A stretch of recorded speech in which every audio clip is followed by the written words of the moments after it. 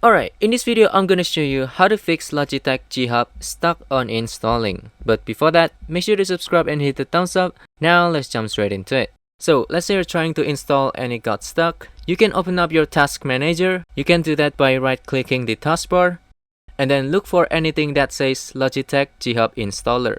If you see it, you can hit end task to shut it down completely. Next up, head over to your C drive. And what you want to do is find the program data folder.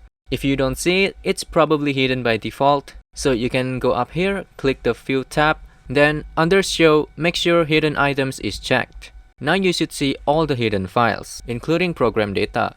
After that, go into the program data folder and look for a folder named LG Hub. This one, you can delete the entire folder. It should remove all the corrupted files from the previous install.